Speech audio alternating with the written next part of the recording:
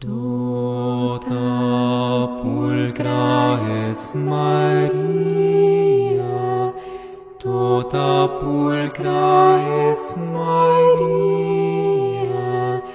et macula originalis non est in te. Et macula originalis non est in te. Tu gloria Hierusalem, tu laetitia Israel, tu honorificentia populi nostri, tu advocata peccatorum. O Maria,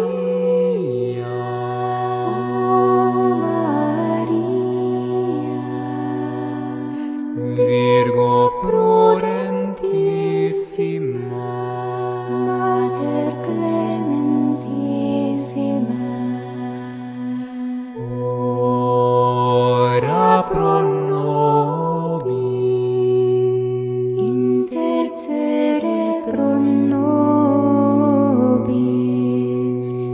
ad Dominum Iesum Christum.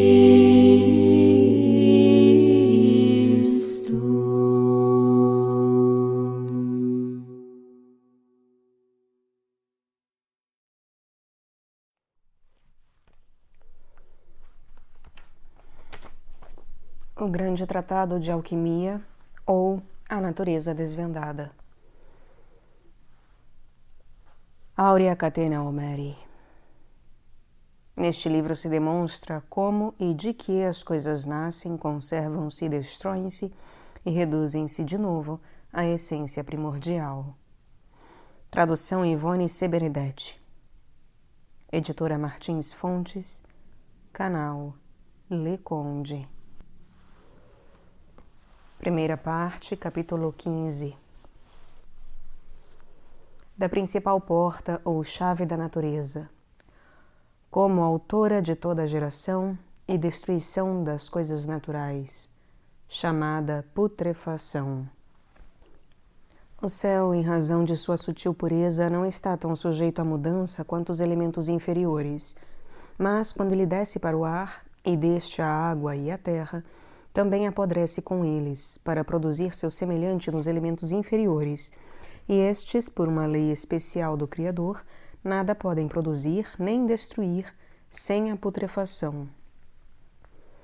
Por essa razão, sem a putrefação ou sem alguma maceração, digestão, fermentação e cocção, seja rápida, seja lenta, não podemos esperar nenhuma verdadeira análise, nem nos universais, nem nas espécies e nos indivíduos, pois o orvalho, a chuva, a neve, o granizo e o gelo apodrecem todos sem distinção e são uma separação entre o sutil e o grosseiro. Sabe-se que isso ocorre quando emitem um odor, ainda que muito fraco, de podridão. Os animais apodrecem muito facilmente, tanto quanto as coisas ditas acima, e em razão de quantidade das partes voláteis que contém e de seu nitro volátil, eles exalam um fedor insuportável. Os vegetais apodrecem também com facilidade em razão de sua umidade excessiva, mas não tão depressa quanto os animais, e não cheiram tão mal quanto eles. Os minerais apodrecem e fermentam, mas não exalam, pelo menos a maioria, odor tão ruim quanto os outros dos quais falamos, com exceção do ferro, que quando cai em maceração e se encontra com seu homogêneo, fede mais que uma cloaca. Falaremos disso em seu devido lugar. Pela putrefação, os minerais tornam-se vegetais, e os vegetais tornam-se animais. Assim, a natureza, formando como que um círculo, põe o mais alto no mais baixo, e o mais baixo no mais alto. Ela também transforma os 3 reinos em uma natureza universal e indiferente, como já dissemos. Impele para o ar, do centro da esfera terrestre e aquática, os vapores que são do reino mineral e os vapores da superfície da terra, que são do reino vegetal, assim como os vapores e exalações dos cadáveres animais, bem como os vapores e exalações dos 3 reinos vivos e florescentes, e os caotiza e reduz à universalidade. Então eles já não são animais, nem vegetais, nem minerais, mas ubiquóticos, ou seja, eles devem estar, e de fato estão, em todas as coisas. Portanto, é preciso considerar a putrefação como o ferreiro maravilhoso que da terra forja uma água, de uma água, um ar, do ar, um fogo, ou céu, e que do céu forja de novo ar, deste água e da água a terra. Ela faz essas mudanças sem interrupção e em todos os minutos, e ela as fará até que o céu e a terra se fundam juntos numa massa vitrificada. Capítulo 16. O que é propriamente putrefação? Depois que Deus criou o vapor universal, nele implantou por sua própria vontade uma essência ativa que chamamos espírito. Esse espírito é, desde o começo, um ser móvel que nunca repousa, mas está sempre em movimento, operando e agindo continuamente e sem descanso. Seja ele fixo ou volátil, está sempre em ação e opera com alteração e sucessivamente em todas as criaturas. Quando deixa de existir uma ou quando dela sai, no mesmo instante recomeça a trabalhar em outra, e assim não repousa nunca um só momento. Esse espírito é o agente, o autor e a origem de toda mudança. Ele começa cada mudança pela putrefação. Depois que a fomentou durante algum tempo, separa o puro do impuro, e em seguida junta, coagula e fixa até o termo absoluto de cada indivíduo. Depois de ter levado um corpo coagulado até seu último termo, recomeça a putrefazê-lo, a resolvê-lo, a separá-lo, até que ele tenha terminado em alguma outra coisa. Esse espírito é o gerador, o conservador, o destruidor e o regenerador de todas as coisas do mundo. Esse espírito, em sua origem primordial, está inteiramente oculto no vapor, ou na água, e é tão espirituoso que, com o mínimo calor, se destaca e evola no ar. Mas, quando desce para nossos elementos corpóreos mais grosseiros, é retido em parte e obrigado, por bem ou por mal, a tornar-se um corpo visível e palpável, ou então a assumir ele mesmo tal corpo. Então ele aparece a nossos olhos com uma forma muito branca, cristalina e transparente, o nitro, fria como o gelo, porém de uma natureza tão ígnea que, quando se aquece, se fosse reunido no centro da terra em grande quantidade e seu contrário viesse ao seu encontro, ele ficaria tão furioso que lançaria para o ar não apenas as rochas, as pedras, as casas e os habitantes, mas até o globo da terra inteiro. Com muita frequência, ele também nos dá, para nosso pesar, provas de sua força por meio dos tremores de terra. E sem seu irmão ou sua mulher fria, que é o sal, a qual ele se liga com uma paixão amorosa muito forte e que é a única que pode domá-lo e amansá-lo, há muito tempo ele teria destruído o mundo inteiro. Mas seu irmão ou sua mulher, quando se abraçam ambos em seu palácio ígneo infernal, não permitem que ele o faça, e o mantém atado até que se extinga seu furor. Então ele já não pode causar danos, e até esquece sua ferocidade a tal ponto que, quando seus contrários se ligam a ele, ele não só não lhes causa nenhum mal, como também os atrai. Com eles se associa e faz, por assim dizer, uma aliança perpétua com eles. Esse espírito está espalhado em todas as criaturas e distribuído nelas, como observamos mais amplamente acima. Sem ele, nada poderia viver nem existir.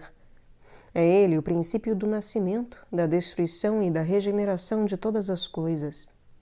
A putrefação é, pois, a primeira chave e também a primeira porta, por meio da qual esse espírito duplo nos abre o palácio da natureza e o fecha em seguida pelos graus seguintes. Esse espírito nunca repousa, como dissemos, e com seu movimento ocasiona uma tepidez ou aquecimento. Esse calor abre os poros das coisas, de modo que esse espírito implantado pode ir e penetrar em todo lugar, seja para procriar, seja para corromper. Depois de penetrar pelos membros, começa a resolver, ou a coagular, e age assim até que o corpo esteja inteiramente penetrado e aquecido. Então as partes sutis, úmidas e voláteis começam a evaporar-se em maior ou menor quantidade, conforme o calor tenha sido mais ou menos forte, e a emitir um odor pelo qual se pode perceber que o espírito está agindo, trabalhando, abrindo o corpo, apodrecendo e amolecendo pela digestão ou putrefação, e que continua a agir gradualmente até que chegue ao termo ao qual está destinado. Esse espírito foi no começo vapor e água, e com o seu princípio, e como em seu princípio era água e vapor, também produz todas as coisas de vapor e água, e as utiliza para todas as suas operações, suas misturas e suas soluções, porque todas as coisas que ele faz se misturam facilmente com a água. Não há dúvida de que os animais são feitos de água, pois são compostos visivelmente de partes quase todas moles e aquosas. Vemos também que depois da evaporação e da extinção da lâmpada da vida, o espírito os reduz de novo a espuma, gosme e água por meio da água. Os vegetais são compostos do mesmo modo, mas contêm partes um pouco menos aquosas, suculentas e úmidas que os animais. Reduzem-se e resolvem-se também em água, com água e pela água.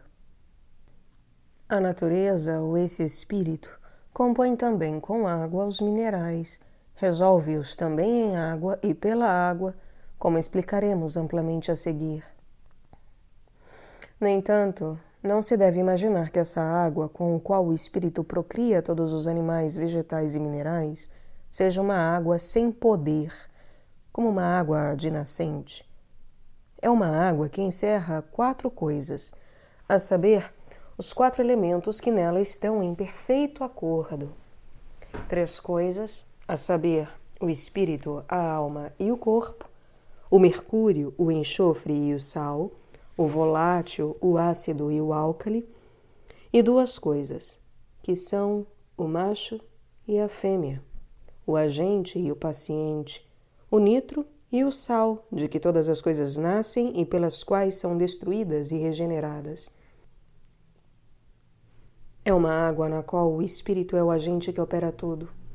E embora esse espírito seja diferente segundo sua fixidez e sua volatilidade, e ainda que possa ser chamado duplo, triplo, quádruplo e quíntuplo, ele é um só e único espírito, diferente segundo suas diferentes operações.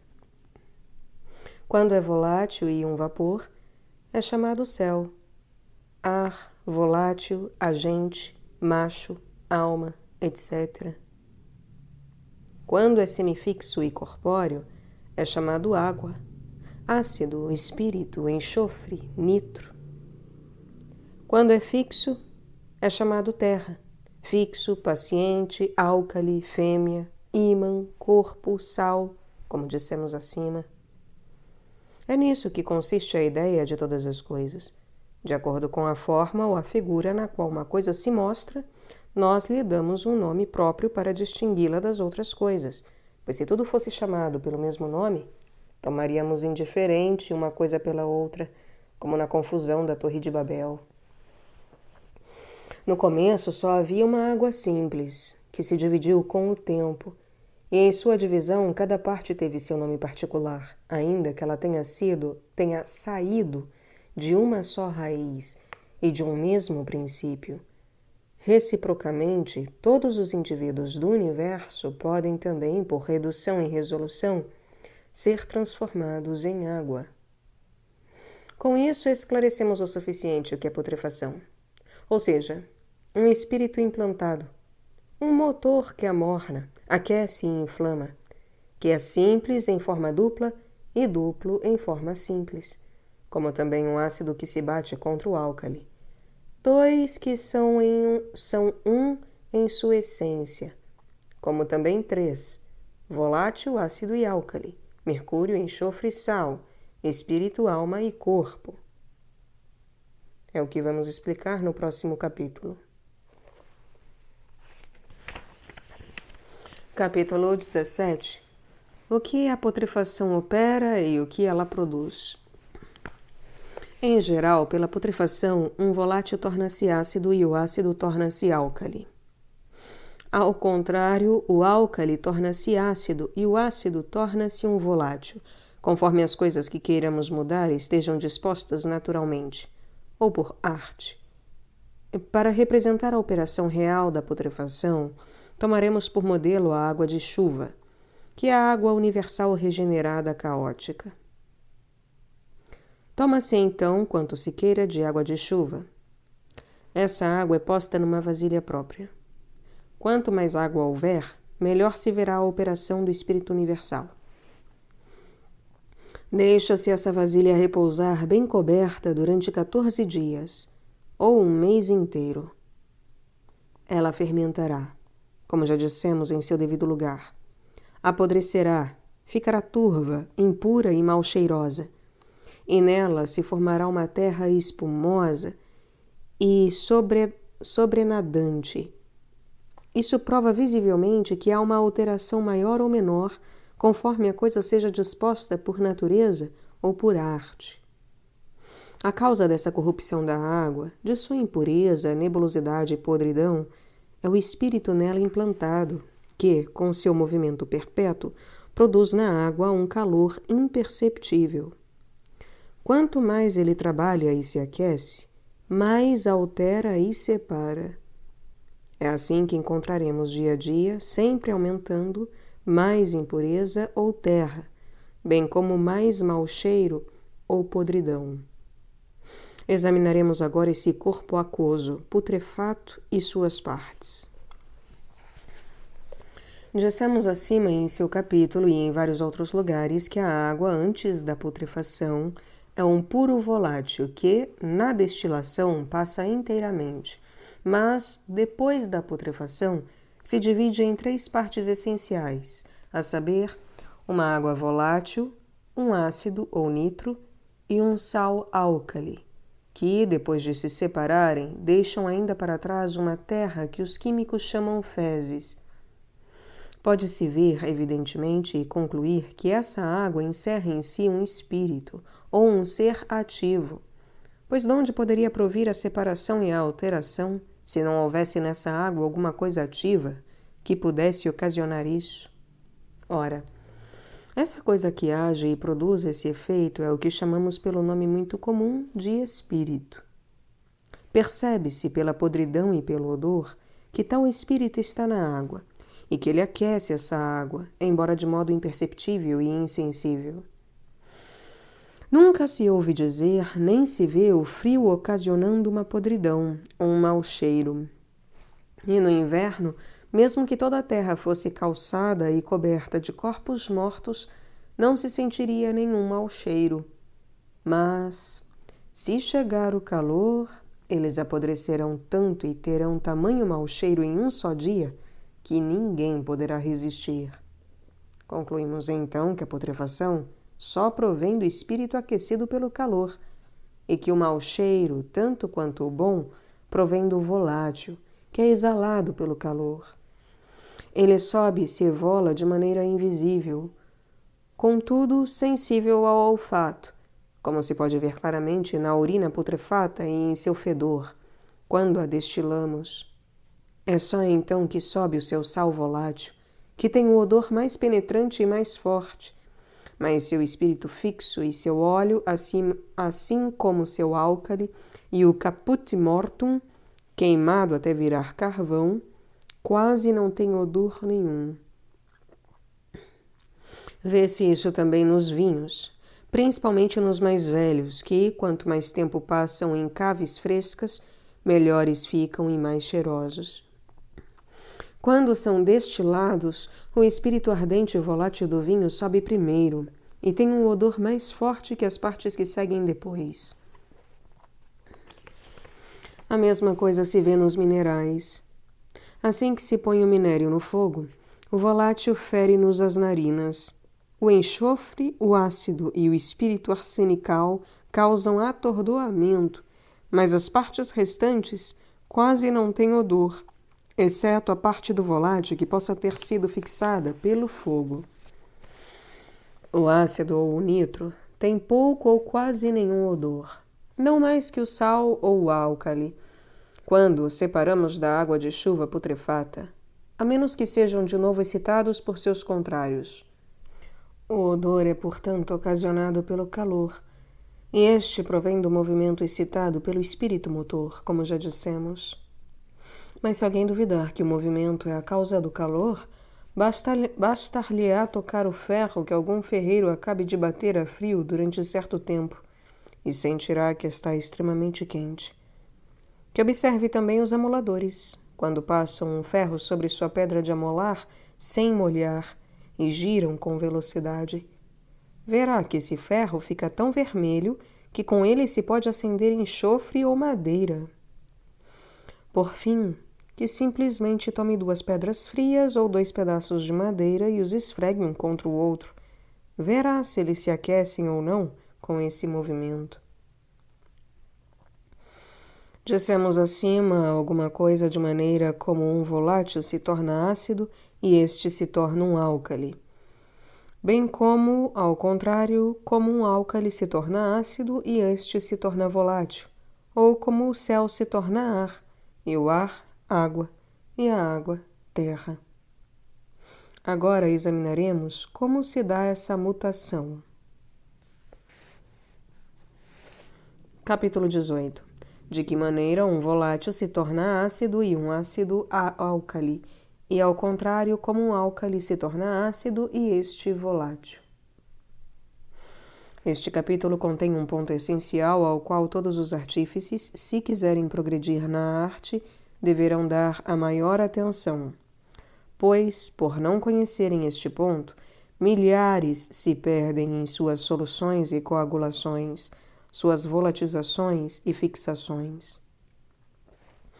Em uma palavra, o universo, com todos os seus universais, suas espécies e seus indivíduos, está arranjado de tal modo que um não pode prescindir do outro, nem existir sem o outro. Um deve ser o condutor do outro. Um deve ser o meio e o elo do outro. Sem isso não ocorre nenhuma conjunção e nenhuma separação, pois, como já dissemos, os elementos têm necessidade uns dos outros. Do mesmo modo, os animais não poderiam manter-se sem os vegetais, nem os vegetais sem os minerais. Ao contrário, os minerais não poderiam tornar-se úteis sem os vegetais e sem os animais. Mas, conforme já provei suficientemente, um extremo não poderia unir-se com outro extremo sem um meio. O céu só poderia tornar-se terrestre por meio do ar e da água, e reciprocamente a terra não poderia tornar-se celeste sem esse mesmo meio, a água e o ar. Dessa mesma maneira, os animais só poderiam tornar-se minerais por meio dos vegetais, e o vegetal é o meio entre os animais e os minerais. Todos os universais, tanto quanto as espécies determinadas, devem ter seu meio de conjunção, e cada indivíduo de cada reino deve ter também seu meio para unir suas partes, a fim de sustentar-se e conservar-se. Esse meio é vulgarmente chamado ácido, que em todos os sujeitos do mundo é especificamente, individualmente e indivisivelmente um meio entre o volátil e o álcali, entre o superior e o inferior, sem o qual eles nunca poderiam unir-se, pois o volátil, como o superior, é extremamente volátil, e o álcali, como o inferior, é extremamente fixo. O volátil nunca se une com o fixo imediatamente, nem o volátil com o álcali, a não ser por meio do ácido. O ácido é o mediador, o copulador, o conciliador de todas as coisas, porque não é demasiado volátil nem demasiado fixo, mas fica no meio entre eles.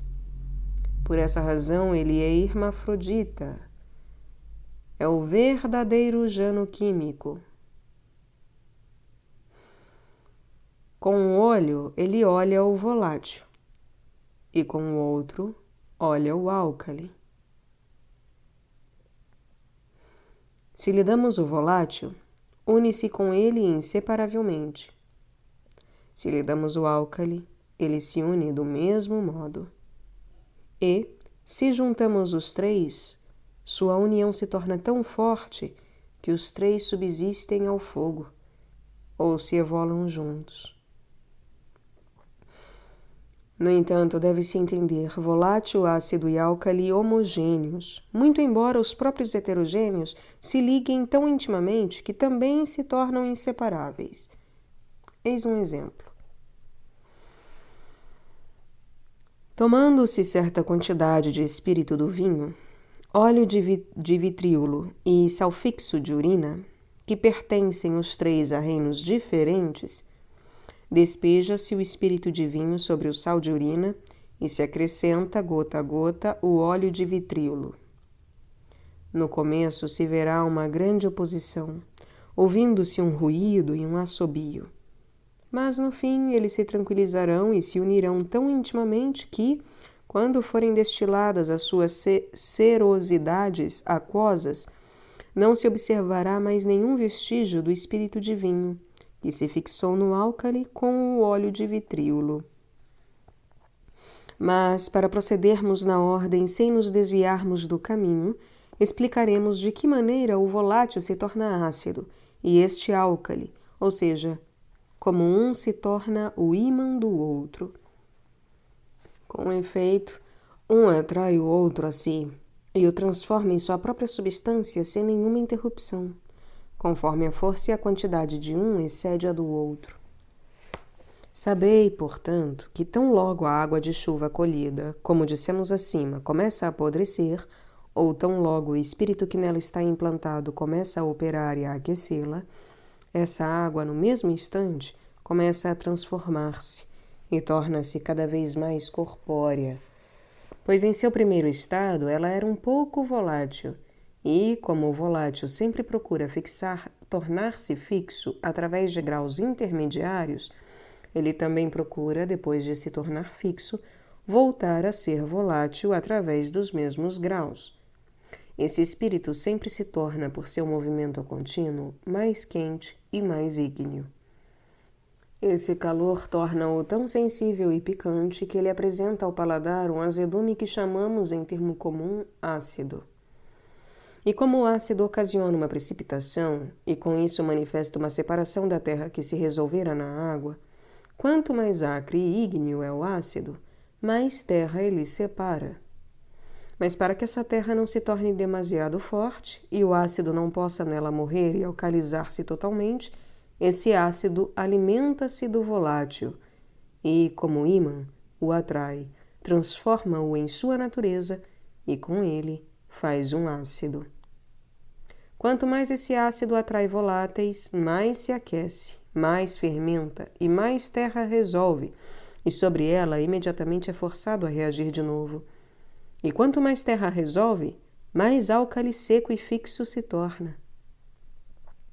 Quando a terra está suficientemente impregnada de ácido e o ácido dissolveu o máximo de terra que pôde, extraindo magneticamente o máximo de volátil de que precisou para sua ação, esse ácido já não é tão forte para agir e precipitar, mas permanece num estado intermediário, igualmente saciado de volátil e das partes alcalinas da terra, e sua ação permanece como que suspensa, até que o volátil ou o álcali o sobrepuje.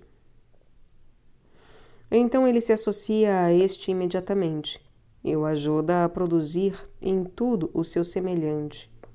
Por exemplo, a terra ou o álcali que venha a dominar sobre o volátil torna o ácido inteiramente alcalino. O ácido vencido pela terra atrai o volátil e o torna inteiramente ácido. E, como a terra adquire cada vez mais superioridade, torna-o alcalino e terrestre até o mais alto grau da natureza petrosa. Se ao contrário o volátil for forte demais e tiver pouquíssima terra, transformará o ácido em sua natureza e o tornará volátil. O ácido transforma o álcali em ácido, e esse ácido torna-se, pela quantidade e superioridade do volátil, um puro volátil. Pode-se ver por aí claramente, e pode-se provar pela experiência, que a terra, durante o tempo em que o ácido nela age e trabalha, atrai um ácido e o transforma em álcali, que reciprocamente o ácido toma em si a terra e nela se mata, alcaliza-se e fixa-se, pelo que sua força se amortece e dulcifica a tal ponto que ele não consegue corroer nem resolver. Mas o ácido todo não toma em si de uma só vez uma quantidade de terra tal que, resolvendo-a, ele possa imediatamente transformá-la toda em álcali, mas sim o suficiente para nela se corporificar e obter uma forma visível e palpável. Pode-se fazer essa experiência com cada ácido. Basta nele resolver em parte uma terra qualquer e, a seguir, despejar-se o que está dissolvido, fazendo-o evaporar a 1/3 e pondo-o em seguida num subterrâneo. O ácido se cristalizará. Isso não aconteceria se ele contivesse terra demais em si. Tomando-se ao contrário a terra restante, que o ácido não resolveu totalmente, pode-se pô-la a secar e encandecer ao fogo. A seguir, ela é dissolvida em água e posta a cozer e evaporar até 1/3 e exposta ao ar. O que restar de ácido não se cristalizará nada, ou então muito pouco, mas se precipitará no fundo, sem cristalização, em forma de sal, que chamamos álcali. Agora vamos confirmar e demonstrar pela prática o que acabamos de provar pela teoria, a saber, que o volátil torna-se ácido e o ácido torna-se álcali quando este está em superioridade, e reciprocamente que o álcali torna-se ácido e o ácido torna-se volátil quando é o volátil que domina. Para tanto, basta fazer agir em conjunto um volátil, um ácido e uma cabeça morta que não contenha nada. Cabeça morta é caput mortuum. Há um glossário ao fim do livro, que pode ser examinado e lido a respeito de determinadas palavras. O glossário esse, obviamente, que não será lido aqui. Comprem o livro, adquiram o livro. Continuando. Tomai 6 partes de espírito de vinho retificado por meio da prova de pólvora. 4 partes de vinagre de vinho destilado simplesmente. 2 partes de água forte ou de espírito de vitríolo. Misturai o vinagre e a água forte. Em seguida, despejai num matraz sobre 3 partes de giz de colônia ou outra terra que não contenha sal e que seja despojada de todo. Despejai também o espírito de vinho no matraz. Levai-o ao banho-maria, depois de adaptar seu capitel com bico e seu recipiente, para que aquilo que subir possa passar ao recipiente. Deixai-o digerir e resolver 1 dia e 1 noite, ou 2 dias e 2 noites, num calor do 1º ou do 2º grau. Em seguida, deixai-o esfriar. Despejai e separai devagarinho o que da terra ficar claro que ainda não está inteiramente resolvido, e que a terra fique no fundo o mais seca que for possível. Essa terra deverá ser ainda mais dessecada e reverberada sob a mufla. Depois, deverá ser lixiviada com água de chuva destilada e filtrada. Encontrareis um pouco de sal álcali, que do ácido do espírito de vitríolo e do espírito do vinagre fixou-se em sal álcali. Destilai a água clara no banho-maria até atingir oleosidade. Dessa maneira, o volátil passará, embora muito enfraquecido, pois o ácido fixou uma parte dele em si. O óleo deverá então ser posto em lugar fresco para cristalizar. E tereis um nitro, ou um sal nitroso, um outro ácido e uma outra espécie de salitre e de vitriolo. Agora examinaremos essas partes, ou seja, o volátil, o ácido e a terra, ou o álcali. O espírito de vinho, que antes era muito forte e acendia a pólvora, e que agora é fraco como um flegma puro, prova claramente que o ácido atraiu e fixou o volátil do espírito de vinho.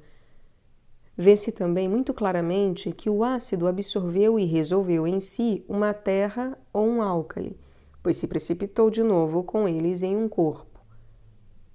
Pois antes ele era um espírito, uma coisa resolvida, com natureza de água forte, que de si não tinha corpo ou consistência seca, mas agora que tomou giz em si, representa em parte a forma do cristal, de nitro ou de vitriolo. A água forte ou ácido, saciando-se de terra e de volátil, adoçou-se e assumiu uma forma média entre o fixo e o volátil, prestes a tornar-se um ou outro, segundo se lhe junte um homogêneo fixo ou um homogêneo volátil. Perdeu seu caráter corrosivo. Está sem força e suave ao paladar como um nitro ou sal comum. Pelo giz reverberado e pelo álcali dele extraído pela lixiviação, vê-se também que a terra atraiu o ácido magneticamente e o alcalizou. Assim, nessa experiência, o volátil tornou-se um ácido e o ácido tornou-se um álcali. Agora basta tomar uma parte de giz com 4, 6 ou 8 partes de água forte e 12 partes de espírito de vinho, de maneira que o ácido e o volátil possam resolver totalmente a terra. Procedei como acima. Tereis um resultado de todo diferente. A terra se transformará em ácido e, coobando-se nela várias vezes o volátil, ele transmudará o ácido em sua natureza. E assim, tudo se tornará volátil. Haverá talvez leitores a quem essas experiências pareçam suspeitas, porque os 3 princípios são tomados em 2 reinos diferentes, o vegetal e o mineral. Mas, se os tomarmos num só reino, e mesmo numa só coisa, sempre obteremos os mesmos efeitos. Escolhi essas experiências para obter minhas provas, pois poderia tê-las obtido com água de chuva, apenas com o fim de ensinar aos aprendizes procedimentos mais curtos e mais fáceis, com os quais eles possam assegurar-se da verdade de minha teoria. Também encontrarão uma prova nos minerais, nos vegetais e nos animais, embora com um pouco mais de dificuldade nos minerais, mas chegarão a bons resultados se forem aplicados no bom entendimento deste tratado. Eu os pus no caminho certo, que eles façam pessoalmente suas experiências, e aprenderão mais vendo as coisas com seus próprios olhos do que com tudo o que eu lhes possa dizer. Que eles considerem em seguida que, assim como opera nos casos particulares, a natureza opera do mesmo modo no geral, pois ela transforma os universais em espécies e em indivíduos, segundo o excesso ou a carência deste ou daquele princípio. E é nisso que consistem as diferentes qualidades de todas as criaturas. Haverá talvez quem pergunte por que nas experiências acima acrescentei vinagre. Não bastaria juntar o espírito de vinho como volátil, a água forte como ácido e giz como uma terra fixa ou sujeito alcalino? Eu o fiz por uma razão essencial, cujo conhecimento pouparia aos artífices muito trabalho, despesas e tempo. Escreve-se grande quantidade de livros, mas na maioria cheios de especulações vazias e anfibológicas.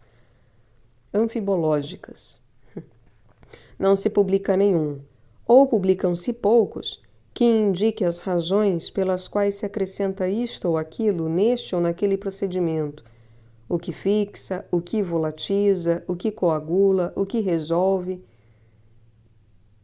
nem por que isso ocorre. Por isso, quando um pobre aprendiz topa com os procedimentos enigmáticos descritos nesses livros, segue-os cegamente até ficar convencido, pelo insucesso de suas operações, dos grandes erros que cometeu, sem, porém, ficar mais instruído, porque não poderia aprofundar-se em suas razões. Ao passo que, se os sábios se empenhassem, principalmente em suas obras, em dizer a verdadeira razão de cada procedimento e de cada efeito, nem que fossem nos objetos de menor importância, aqueles que se aplicam ao estudo da química ficariam espantados com os progressos que fariam. Uma razão e uma operação bem concebida os fariam descobrir várias outras, e eles logo levariam a arte à sua mais elevada perfeição.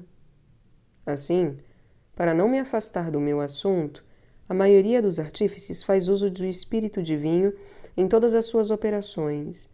No entanto, em cada 100, apenas um sabe o que ele é e como deve ser empregado. Todos lhe atribuem, com razão, várias excelentes propriedades. A de extrair enxofre, a de adoçar os corrosivos e de clarificar os sais, a de corrigir e aperfeiçoar toda a obra, como sendo a essência mais nobre. Mas, apesar disso, quantos não haverá que, considerando no final o seu trabalho, o veem tão estropiado e imperfeito que prefeririam nunca o ter começado, embora tenham usado o melhor espírito divino? Qual é a causa de seu pouco sucesso? É que não se pode passar de um extremo a outro sem um meio. O espírito divino é extremamente volátil. A água forte, os sais e a terra são de uma natureza e de um gênero mais fixos, assim como os óleos e os espíritos que delas se extraem, tais como o sal, o nitro, o alume, o vitríolo e outros sais e minerais que são todos contrários ao espírito divino, pois em relação a ele são um extremo, e por essa razão ele não pode se unir nem combinar com eles sem repugnância. Com efeito, quando se despeja um no outro, logo se ouve, sobretudo se a água forte for boa, um ruído e um assobio que anunciam que eles combatem um contra o outro. Mas, se for usado como mediador o vinagre, que é ácido, meio próprio e conveniente ao espírito divino, eles se unirão muito facilmente e sem a menor repugnância. O vinagre toma em si o espírito divino e o coagula muito amigavelmente com a água forte, de tal modo que perdem toda a acidez e, em troca, ganham doçura. Observai bem que não há nenhum assunto na natureza das coisas que não tenha seus princípios ocultos ou manifestos, quer se trate de um universal ou de um indivíduo. E se a algum faltasse algum princípio, ele poderia recorrer a um homogêneo semelhante, ou a universais, que se associam e combinam com todos os indivíduos, e neles se transmudam. Assim como também, no que diz respeito à origem, todos os indivíduos são universais, e neles se confundem em sua última resolução. Portanto, se cada coisa tem seus princípios, ou se, em caso de necessidade, um deles pode ser substituído por coisas homogêneas, segue-se que ela tem um volátil, um ácido e um álcali. Desses três, o ácido é o médium, ou o meio de conjunção em todas as coisas. Também é certo que uma coisa se une muito facilmente com seu semelhante. Os sais alcalinos nos animais, vegetais e minerais misturam-se muito facilmente. O mesmo ocorre com os ácidos e os voláteis, pois o espírito divino, ou o espírito ardente dos vegetais, e o espírito volátil dos animais se unem muito facilmente. Assim como seu espírito médio, ou seja, o ácido vegetal ou vinagre e seus álcalis. Reciprocamente, o vinagre ou o ácido vegetal, de qualidade homogênea, une-se sem nenhuma oposição com os ácidos minerais, como a água forte, o espírito de nitro, de sal, de vitríolo, de alume, de enxofre, etc. E o mesmo ocorre com seus sais fixos. Mas, ao contrário, nenhum extremo se combina com outro extremo. Por exemplo, o espírito de vinho retificado ou o espírito animal volátil não se unem absolutamente com seu sal ou com seu álcali, a não ser por um espírito médio. Tampouco se unem ou unem-se muito dificilmente, não sem perigo e muito devagar, com os ácidos e os álcalis minerais. Mas, se lhes juntais seu médium, no mesmo instante se unem inseparavelmente e se mantêm juntos com tanta força que seria impossível separá-los sem perda, quer pelo fogo, quer pela água. Se despejardes vinagre no espírito de vinho retificado, logo os vereis unir-se sem nenhuma repugnância. Acrescentai em seguida um álcali e ele se resolverá suavemente, unindo àquele tão bem que, se os 2 ou os 3 estiverem com um peso proporcional, e se quiserdes destilar no banho-maria o espírito de vinho ou o vinagre, em seu lugar separareis um flegma puro e insípido, ainda que eles tenham sido desflegmados ao máximo, visto que o ser, a essência ou o sal volátil do espírito se fixaram no álcali por meio do vinagre e graças à sua acidez. Depois da abstração de toda a aquosidade, encontrareis um sal fixo fusível como cera e sem fumaça, uma vez que o espírito de vinho e o vinagre foram tão fixados por seus sais alcalinos que, no crisol aberto, eles se fundirão como cera, sem soltar fumaça. Revelarei aqui, aproveitando a ocasião, um erro essencial cometido pelos químicos comuns, quando querem basificar o espírito de vinho muito retificado. Eles o fazem, segundo o costume, com sal de tártaro, ou tártaro calcinado. Pergunto agora a um praticante se acredita que nisso se seguem as regras da natureza. É claro que não as segue, de modo algum. E já disse por que acima. O álcali, ou o sal de tártaro, é um corpo fixo, e o espírito de vinho é muito volátil. São os 2 extremos. Portanto, não podem unir-se sem um meio. Por isso, não se conjugam nunca, ou o fazem tão lentamente que se perderia muito tempo e dinheiro. Quando o espírito de vinho é acrescentado ao álcali e posto ao fogo, evola-se imediatamente na mesma quantidade e deixa seu flegma com o álcali, o que o torna bem mais concentrado, mais forte, mais ígneo. E é a isso que os químicos comuns dão o nome descabido de espírito de vinho alcalizado ou basificado. Fazem o mesmo com o vinagre, como direi a seguir. Confesso, porém, que o espírito de vinho, com uma grande quantidade de coabações reiteradas, pode fixar-se, enfim, no álcali, ou tornar o álcali volátil. Mas que trabalho de Hércules é preciso para isso? Não será melhor, visto que esses 2 não se ajustam ou fazem com muita dificuldade, procurar seu médium próprio, que lhes foi tirado e está faltando? Depois de encontrar esse meio, a conjunção se fará quase imediatamente, de maneira inseparável.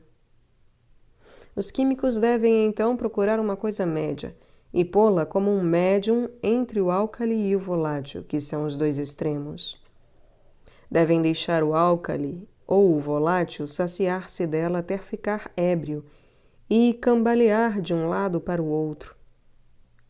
Quando o álcali estiver assim cheio de ácido, deve-se deixá-lo beber outro tanto de volátil para torná-lo ainda mais ébrio. Quanto mais volátil ele beber, melhor. Em seguida, levando-se ao fogo forte, o álcali se evolará com todas as partes. Acrescentando-se mais de seu volátil, na quantidade de seu peso ou o dobro, deve ser prontamente destilado em fogo forte. Vereis que o ácido e o álcali se transformarão em volátil. Eis o que se deve chamar de um volátil alcalizado e radical. Mas darei mais pormenores e mostrarei com sinceridade todo o procedimento, para prestar serviço aos que laboram no erro. Esses devem compreender bem, antes de tudo, que todos os sujeitos sublunares, cada um em sua espécie, tanto no reino animal quanto no vegetal e mineral, encerram em si um volátil, ou uma água sutil e volátil, em pequena ou grande quantidade, e também um ácido, ou vinagre, que passa pelo alambique depois do flegma volátil. Portanto, um espírito acre, acetoso, que tem a natureza de seu reino próprio. Em seguida, um álcali também próprio a cada um, retirado dos resíduos após a reverberação do fogo pela lixiviação. Se o químico, portanto, quer fazer um volátil radical ou um ácido radical, deve tomar os próprios princípios de cada indivíduo, ou, na falta de um e de outro, tomar princípios homogêneos, que ponha uma parte de álcali puro numa retorta, despeje por cima 3 partes de seu ácido e destile em fogo brando de cinzas ou em banho-maria. O ácido passará muito fraco como um flegma, mesmo que tenha sido tão forte quanto a água forte, pois o álcali reteve e fixou o que ele tinha de acidez. Depois disso, é preciso acrescentar de novo 3 partes de ácido próprio, repetindo-se a mesma operação. Ele passará de novo muito fraco, e o álcali começará a ficar farto e saciado. Despejam-se pela terceira vez 3 partes do mesmo ácido, quanto mais melhor, destilando-o em banho-maria por graus, até atingir consistência oleosa. O álcali permanecerá dissolvido e estará ébrio e cambaleante. Essas infusões de ácido são reiteradas até que o ácido passe livre de todo o flegma e tão forte como quando foi posto, o que ocorrerá na 4ª, na 3ª e às vezes na 2ª operação. Quando o ácido se junta com o álcali e fica com ele em forma de óleo, os 2 princípios estão unidos. Por aí o químico vê como um princípio vai tomando o outro devagar e o retém com muita força, enquanto expulsa seu heterogêneo, ou seja, sua umidade supérflua, ou seu flegma. Tendes, portanto, com essa operação, um ácido radical. Se agora quiserdes fazer um volátil radical, acrescentareis mais 6 partes de vinagre novo, fazendo-o depois passar pela retorta com algumas coabações. Esse vinagre se tornará também um ácido radical. Misturai então 7 partes de volátil, e eles se unirão amigavelmente, sem ruído nem discórdia. Deixai-os passar juntos, e depois que tudo tiver passado, acrescentai de novo o volátil fresco e muito retificado.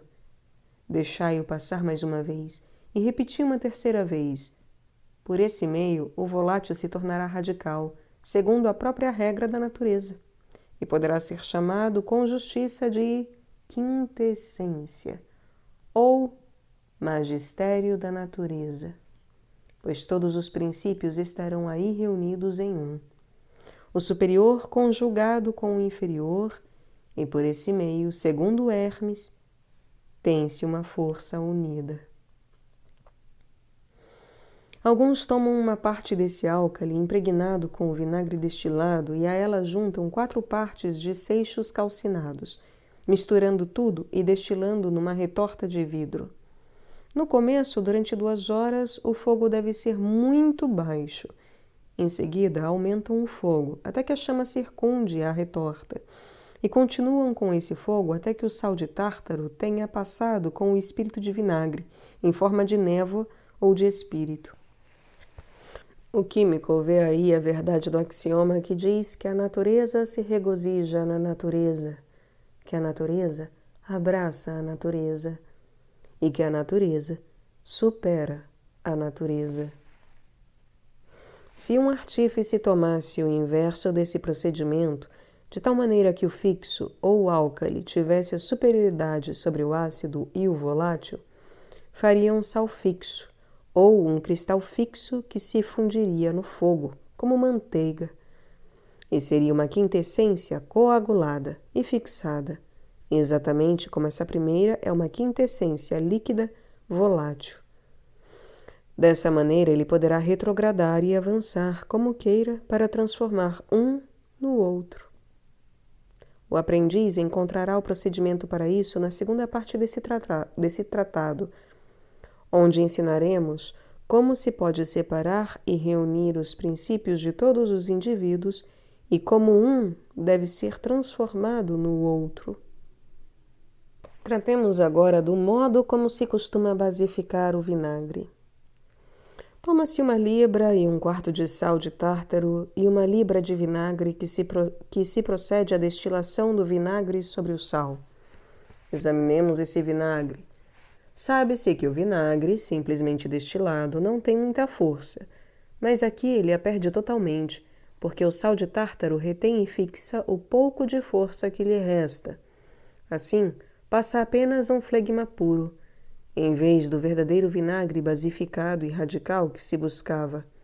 E mesmo que esse vinagre fosse coobado e destilado 10 vezes sobre o sal de tártaro, perderia sua força cada vez mais e sua quantidade diminuiria, o que torna inútil o trabalho.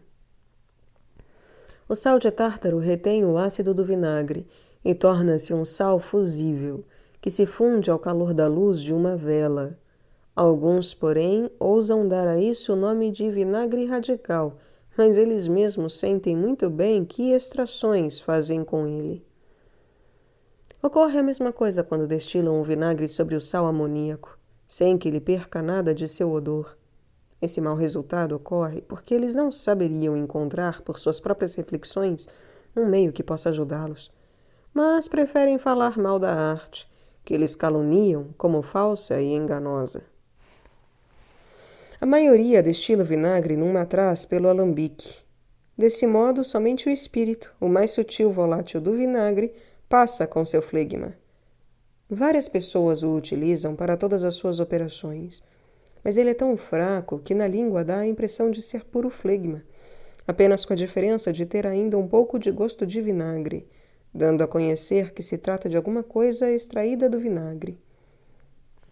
Se puxam mais na destilação pela retorta, extraem um vinagre mais forte, porém com o mau cheiro do óleo, ou com o odor de empireuma. Então o jogam fora, ou são obrigados a retirar esse odor com um grande número de retificações. Quando conseguem, retiram junto a sua força, e a ele não vale mais nada. Gostaria de dar-lhes uma ajuda e ensinar-lhes algumas manipulações que, com a reflexão, poderão levá-los a outras ainda melhores e menos demoradas. Pois as manipulações mais nobres, com as quais se pode destilar de uma só vez um verdadeiro vinagre basificado, acre e claro, de odor agradável em seu gênero e sem empireuma, essas não são para o vulgo. Isso se chama dádiva de Deus, a Pandora por meio da qual toda a arte se manifestou.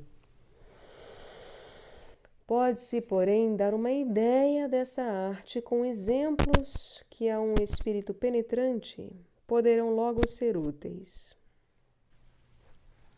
Se quiserdes destilar um vinagre muito forte, claro, sem empireuma, é preciso usar um sujeito que retenha e atraia seu óleo fétido, e que só deixe passar o ácido com o flegma.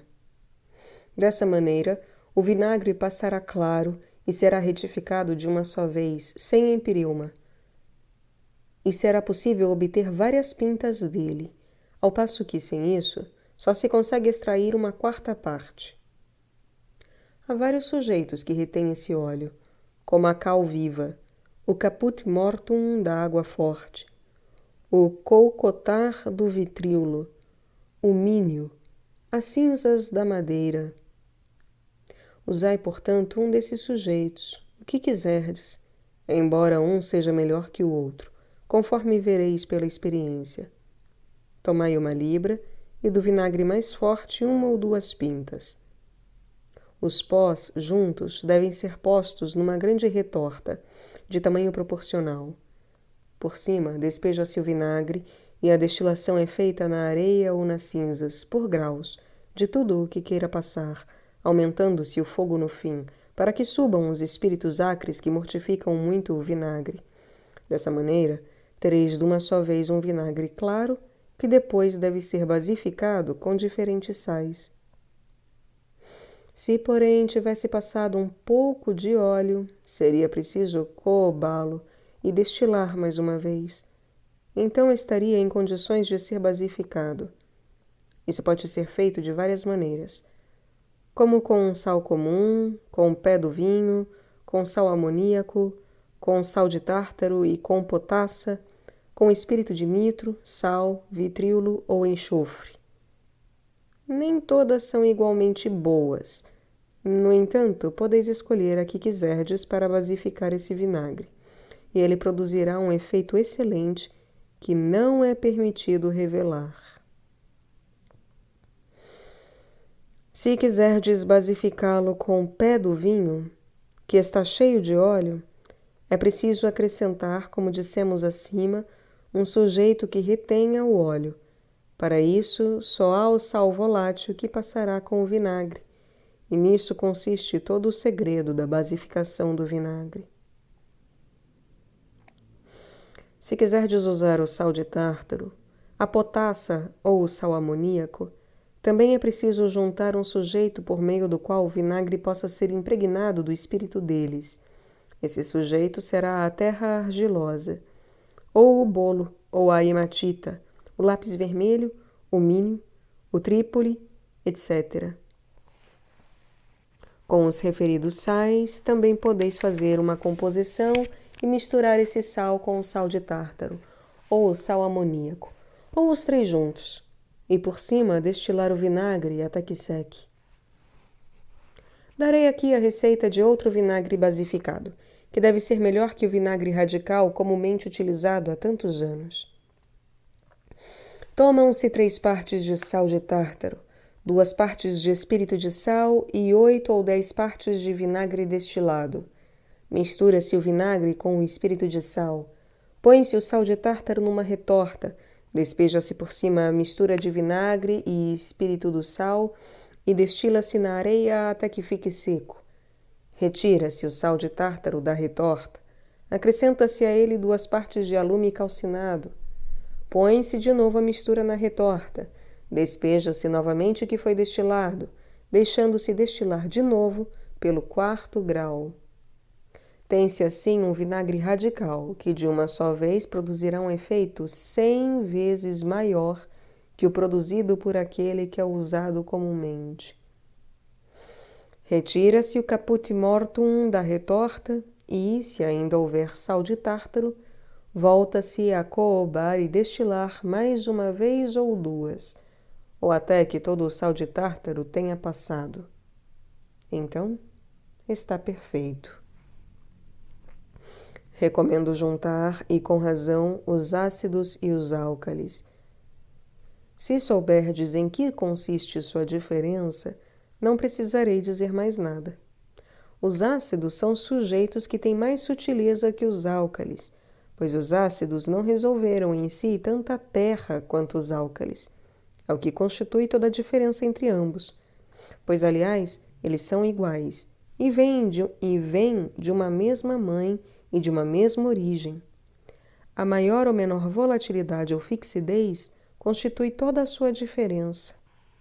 Com isso, quero mostrar que, para resolver coisas fixas, é preciso um espírito terrestre, fixo e alcalizado, ao passo que, para resolver coisas voláteis, que não estejam tão fortemente ligadas, é preciso um espírito volátil, como o espírito do vinho.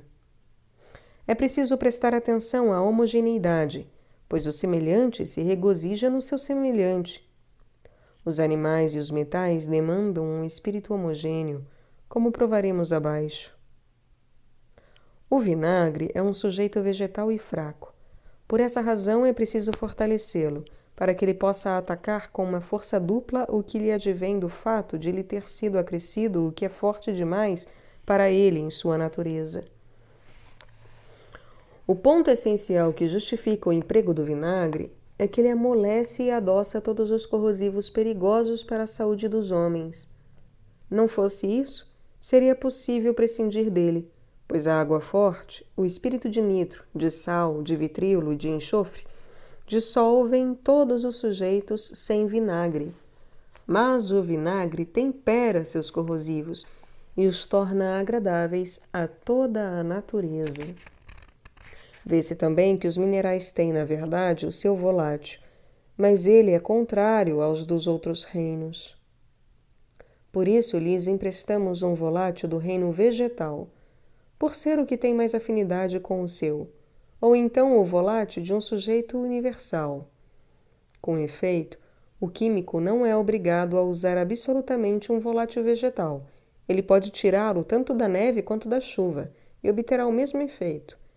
Mas, como se faz espírito de vinho em grande quantidade, este é utilizado para tal fim, no intuito de evitar muitos embaraços. Dizemos também que cada reino traz em si seu próprio solvente e que, do mesmo modo, ele tem seus princípios. E, caso faltasse alguém, é possível tirar solventes em quantidades dos universais que se combinam e associam com todas as naturezas, como, por exemplo, a água caótica regenerada, ou da chuva, do orvalho, da neve, etc., das quais, em caso de necessidade, se pode extrair um volátil em quantidade. Se houver necessidade de ácido ou de álcali, o nitro é o ácido universal e o sal é o álcali universal. Quando seus espíritos são retirados pela destilação, eles fornecem um espírito ácido e um álcali que, segundo a aplicação que se lhe dê, se torna homogêneo com toda a natureza. Os que concebem, como explicamos acima, que os animais, os vegetais e os minerais não têm em seu âmago nenhuma diferença, que são essencialmente uma mesma coisa e que se distinguem apenas em razão de sua fermentação, donde resultam a maior ou menor volatilidade e fixidez, não ficam embaraçados. Se um não lhes serve, eles pegam aquele que lhes está mais próximo, que lhes seja semelhante e homogêneo. Com isso se prova que o volátil se torna ácido e o ácido álcali, que o álcali se torna ácido pelo ácido e o ácido volátil pelo volátil. Um é o ímã do outro. Um deve ser transmudado pelo outro, pois se eu tomar muito volátil e pouco ácido, o volátil vencerá o ácido, e o ácido se tornará volátil. Se eu tomar muito ácido e pouco álcali, o ácido dominará o álcali, e o álcali se tornará ácido. E ao contrário, se eu tomar muito álcali e pouco ácido, o álcali será superior ao ácido, e o ácido se tornará álcali. Do mesmo modo, se eu tomar muito ácido e pouco volátil, o ácido vencerá o volátil, e o volátil se tornará ácido. O mais forte sujeita primeiro o mais fraco, como mostramos em geral ao falarmos da putrefação e daquilo que ela opera. É ela que torna o fixo volátil e o volátil fixo, que faz de um volátil um ácido e deste um álcali, e ao contrário, de um álcali um ácido e deste, de novo, um volátil. Ou seja, ela o reduz à sua primeira matéria e o leva de volta à sua origem. Como a putrefação até aqui nos mostrou o volátil e o fixo, o ácido e o álcali, agora examinaremos o que é o volátil, o ácido e o álcali, tanto em geral quanto em particular. Capítulo 19. O que é o volátil, o ácido e o álcali, tanto em geral quanto em particular? No capítulo anterior, dissemos como o volátil se torna ácido e este um álcali, principalmente e em geral a partir do caos regenerado ou da água de chuva, etc. Explicaremos agora o que são essas matérias. Todos sabem o que significa o termo volátil, ou seja, uma substância fugaz. Damos-lhe esse nome porque é a substância em que a água é mais sutil e mais volátil em todas as coisas, tanto nos universais quanto nos particulares. Na análise pelo fogo, é aquela a primeira que se obtém, antes dos outros princípios, quer em forma líquida, quer coagulada. O ácido é assim chamado porque sobe depois do volátil e costuma trazer ao nariz e à língua um odor e um sabor acres. Provamos que nos universais é o nitro, coagulado ou em forma de espírito. Esse ácido também se chama uma coisa intermediária, um hermafrodita, uma natureza média entre o volátil e o álcali, entre o volátil e o fixo. Isto porque essa parte ou esse princípio se mostra sempre nos sujeitos universais após o volátil e antes do álcali, e assim se encontra no meio deles. Ele também tem a propriedade da natureza média, pois se associa muito facilmente ao volátil e se liga do mesmo modo ao álcali ao qual é acrescido. Sem essa natureza média, nenhum volátil se torna fixo, e por ela o volátil e o fixo são obrigados a ajustar-se, a arranjar-se e a acomodar-se, como que graças a um terceiro, árbitro e mediador. Quem negligenciar essas observações aprenderá com os próprios erros. Damos tais nomes ao álcali e ao fixo porque ele é o mais consistente no fogo do que os precedentes, e é o terceiro e último princípio em todas as coisas.